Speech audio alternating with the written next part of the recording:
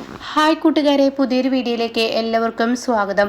അങ്ങനെ നന്ദിനിയുടെ അഭിപ്രായം മാനിച്ച് സൂര്യ അവിടെ ആ ഫംഗ്ഷൻ നടത്താൻ കേട്ടോ. അപ്പോഴാണ് പത്മയെക്കുറിച്ച് ഞെട്ടിക്കുന്ന സത്യം സൂര്യ മനസ്സിലാക്കുന്നത് കേട്ടോ.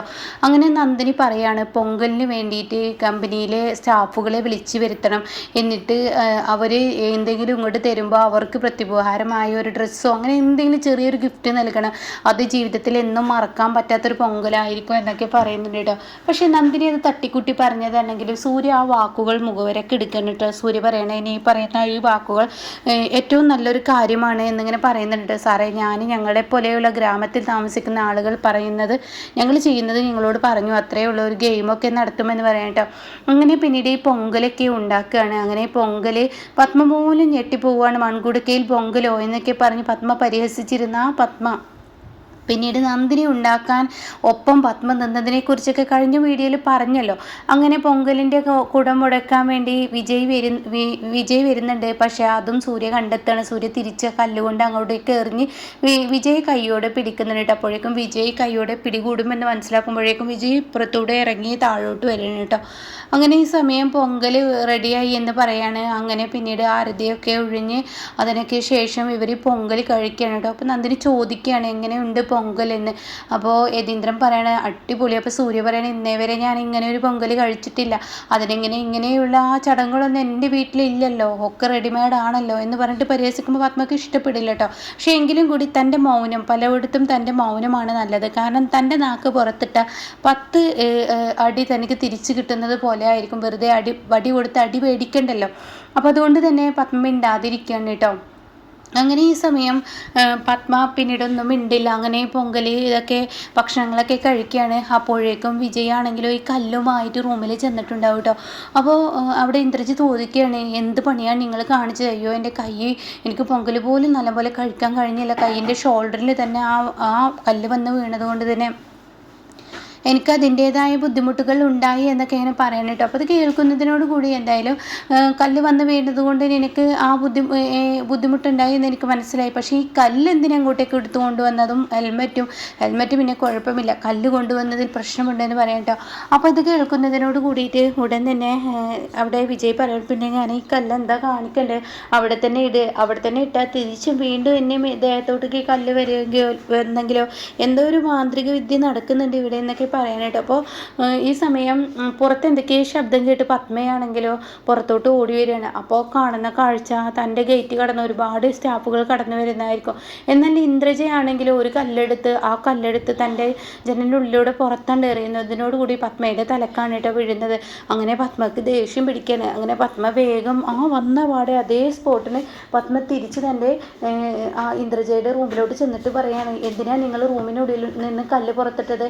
സത്യം പറഞ്ഞോ, ഈ പൊങ്കലുണ്ടാക്കുന്ന കുടുക്ക പൊട്ടിക്കാൻ നോക്കിയത് നിങ്ങളാണ്? സൂര്യ കല്ല് തിരിച്ചറിഞ്ഞ് നിങ്ങളുടെയാണ്? ഇവൻ്റെ കൈക്ക് വേദനയുണ്ട് എന്നൊക്കെ ചോദിക്കുമ്പോൾ എന്തൊക്കെയോ പറഞ്ഞ് രക്ഷപ്പെട്ടിട്ട് അപ്പോഴാണ് ഗേറ്റ് കിടന്ന് ഇവർ വരുന്നത് കൊണ്ട് തന്നെ പത്മക്ക് അധികം ചോദ്യം ചെയ്യാൻ പറ്റത്തില്ല കേട്ടോ. അങ്ങനെ പത്മയും ഇന്ദ്രജയും എല്ലാവരും കൂടി താഴോട്ട് വരും. ഇതിപ്പോൾ എന്തിനാ പതിവില്ലാത്ത സ്റ്റാഫുകൾ നമ്മുടെ വീട്ടിലോട്ട് വരുന്നത് എന്ന് പറഞ്ഞിട്ട് അവർ താഴോട്ട് ചെല്ലുകയാണ് കേട്ടോ. അങ്ങനെ ഈ സമയം അവരാണെങ്കിലോ നന്ദിനി വന്നിട്ടുണ്ടാവില്ല. അപ്പോൾ അവരാണെങ്കിലോ, സാറിനെ കാണാൻ വേണ്ടി, ഇന്ന് പൊങ്കലാണല്ലോ, അതുകൊണ്ട് സാറിനെ കാണാൻ വേണ്ടി വന്നതാണെന്ന് പറയുമ്പോൾ ഇത് പതിവില്ലാത്തൊരു വരവാണല്ലോ, എന്തെങ്കിലും പ്രശ്നങ്ങളുണ്ടോ എന്ന് പത്മ ചോദിക്കുകയാണ്. അപ്പോൾ മാഡം പ്രശ്നങ്ങളൊന്നുമില്ല. അപ്പോഴേക്കും നന്ദിനി ഇത് കണ്ടു കേട്ടോ. അപ്പോൾ നന്ദിനി ഓടി ചെന്നിട്ട് സൂര്യയോട് പറയാണ്, സൂര്യ സാർ, കമ്പനിയിലെ സ്റ്റാഫുകളെല്ലാം വന്നിട്ടുണ്ടല്ലോ, സൂര്യ സാർ ഞാൻ ഇന്നലെ പറഞ്ഞത് കേട്ടോ എന്ന് ചോദിക്കുമ്പോൾ താൻ വാടോ എന്ന് പറഞ്ഞിട്ട് താഴേക്ക് വിളിച്ചു കൊണ്ടുപോവാണ് കേട്ടോ. അതേസമയം സ്റ്റാഫുകൾ ഒന്നടക്കം പറയാണ്, പൊങ്കലാണെന്ന്, ഞങ്ങൾ ഇങ്ങോട്ടേക്ക് വരണമെന്നോ ഞങ്ങൾക്ക് ഇത് ചെയ്യണമെന്നൊന്നും ഞങ്ങൾക്ക് അറിയില്ലായിരുന്നു. സൂര്യ സാറ് വരാൻ പറഞ്ഞത് കൊണ്ടാണ് ഞങ്ങൾ ഇങ്ങോട്ടേക്ക് വന്നത്. പക്ഷേ ഞങ്ങളെ സംബന്ധിച്ചത് വലിയ സന്തോഷം തന്നെ തോന്നുന്നു. മാഡത്തിനും അതുപോലെ തന്നെ സാറിനും ഒരു മാലയൊക്കെ ഇട്ട് സ്വീകരിക്കുക എന്നുള്ളത് ഞങ്ങളുടെ ജീവിതത്തിൽ എപ്പോഴും ഇഷ്ടപ്പെടുന്ന ഒരു കാര്യമാണ് എന്ന് പറഞ്ഞിട്ട് പൊങ്കലിന് അവർ ഒരു ഹാരം കൊണ്ടുവന്നിട്ട് പത്മയുടെയും യതീന്ദ്രനെയും കഴുത്തിൽ ഇട്ട് കൊടുക്കുന്നുണ്ട് കേട്ടോ. പിന്നീട് ഈ സമയം സൂര്യ അവിടെ എത്തുമ്പോൾ സൂര്യക്കും നന്ദിനിക്കും ഇട്ട് കൊടുക്കുക. അത് അത്ര പത്മക്ക് അങ്ങ് ദഹിക്കില്ല കേട്ടോ. എങ്കിലും കൂടി അവിടെ മിണ്ടാതെ നിൽക്കണേ. പിന്നീട് ഇവിടെ സൂര്യ പറയുന്നുണ്ട്, എന്തായാലും ഇവർ നമുക്ക് ഒരു അഭിനന്ദനം നമ്മുടെ മുന്നിൽ പറയാൻ വന്ന സ്ഥിതിക്ക് ഇവർക്ക് തിരിച്ച് നമ്മൾ എന്തെങ്കിലും ഉപഹാരം കൊടുക്കണ്ടേ. അപ്പോൾ അത് കേട്ടോടെ തന്നെ യതീന്ദ്രൻ പറയണത് അതിന് നമ്മളൊന്നും കരുതിയിട്ടുണ്ടല്ലോ.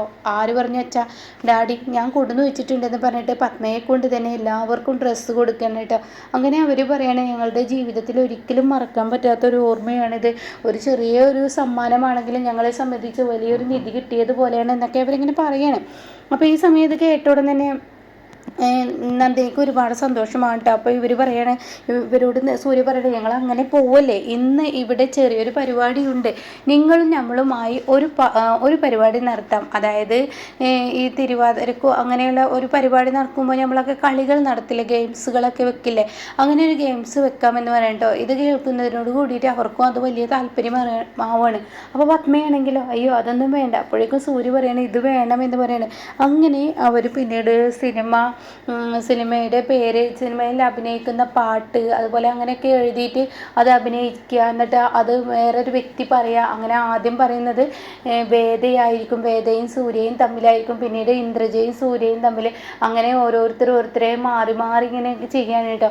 ഇതെല്ലാം കണ്ട് പത്മ ചെറിയൊരു പുഞ്ചിരിയോട് കൂടി നിൽക്കുകയാണ് കേട്ടോ. തൻ്റെ ഉള്ളിൽ വലിയൊരു സന്തോഷം തന്നെ നിറയാണ്. തൻ്റെ മക്കൾ തമ്മിൽ പരസ്പരം അങ്ങോട്ടും ഇങ്ങോട്ടും സന്തോഷിക്കുന്നത് കാണുമ്പോൾ പറയാൻ വാക്കുകളില്ലല്ലോ.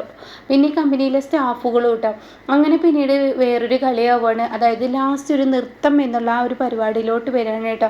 അപ്പോൾ ഒരു കുപ്പി വെച്ച് തിരിച്ചിട്ടാണ്, അതായത് ഒന്നെങ്കിൽ ഇന്ദ്രജ അല്ലെങ്കിൽ പത്മ അല്ലെങ്കിൽ നന്ദിനി അല്ലെങ്കിൽ വേറെ ആരെങ്കിലും അങ്ങനെയൊക്കെ സ്റ്റാഫുകളിലെ ഒരാൾ എന്നൊക്കെ പറഞ്ഞിട്ട് ഇങ്ങനെ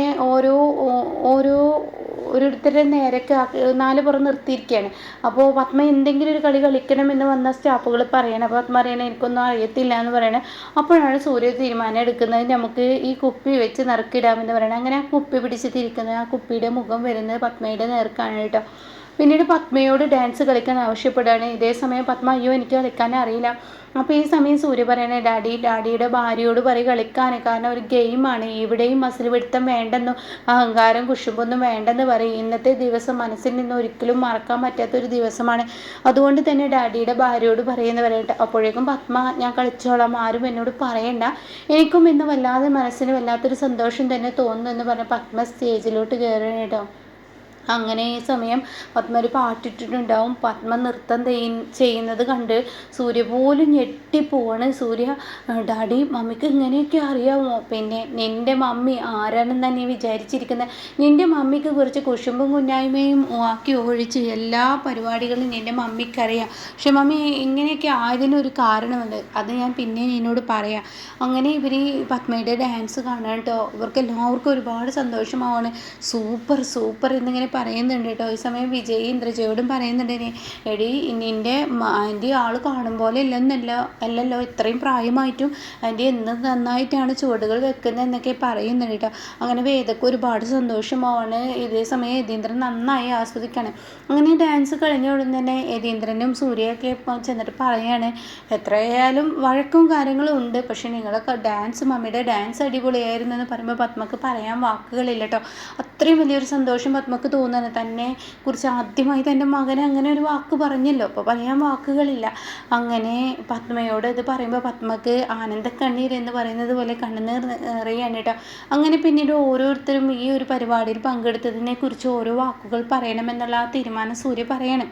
അങ്ങനെ ഓരോരുത്തരും പറയണം, ഞങ്ങളുടെ ജീവിതത്തിൽ ഇന്നേവരെ ഞങ്ങൾ സന്തോഷിച്ചിട്ടില്ല, ഇങ്ങനെ സന്തോഷം പൊങ്കലിൽ അന്ന് തന്നതിൽ വലിയ നന്ദിയുണ്ട് സൂര്യ സാറിനെ എന്നൊക്കെ പറയണം. അപ്പോൾ പത്മ പറയണേ, സംഭവം തുടക്കത്തിൽ എനിക്ക് എതിർപ്പായിരുന്നെങ്കിലും പക്ഷേ ഇത് കഴിയുന്നതോടുകൂടി ഇങ്ങനെ ഒരു പൊങ്കൽ ഞാൻ ഇന്നേവരെ ആസ്വദിച്ചിട്ടില്ല, വലിയ സന്തോഷം തന്നെ എന്നൊക്കെ അങ്ങനെ പറയണം കേട്ടോ. അങ്ങനെ യതീന്ദ്രനും ഇന്ദ്രജ വേദ വിജയ് എല്ലാവരും അത് പറഞ്ഞതിന് ശേഷം സൂര്യ പറയണം, സംഭവം നിങ്ങൾക്ക് എല്ലാവർക്കും ഇഷ്ടപ്പെട്ടു എന്ന് എനിക്ക് മനസ്സിലായി, പക്ഷേ ഈ ഒരു പൊങ്കലും ഇങ്ങനെ ഒരു ഗെയിം പരിപാടിയും ഒക്കെ വെച്ചത് എൻ്റെ ഭാര്യ നന്ദിനിയാണ്, അവളെ അഭിപ്രായത്തിനനുസരിച്ചാണ് ഞാനിതൊക്കെ ചെയ്തത്. അപ്പോൾ നിങ്ങൾ ചോദിക്കും ഇതെന്താ തുടക്കത്തിൽ പറയാതിരുന്നത്? പക്ഷെ തുടക്കത്തിൽ പറഞ്ഞാൽ ചില ആളുകളുണ്ടല്ലോ, അതായത് ഈ പ്രശ്നങ്ങൾ ഉണ്ടാക്കാൻ മാത്രം നടക്കുന്ന ചില കൃമികൾ, അങ്ങനെയുള്ള അവരുണ്ടല്ലോ, അവർ ഈ പ്രശ്നങ്ങൾ ഉണ്ടാക്കി ഇതങ്ങ് നിർത്തും, നല്ലതാണെങ്കിലും ചീത്തതാണെങ്കിലും ഇങ്ങനെയുള്ള ഒരാളെ പേര് പറഞ്ഞാൽ പിന്നീട് അത് നിൽക്കുമെന്ന് പറയുമ്പോൾ പത്മ അവിടെ നിന്ന് പോവാണ് കേട്ടോ.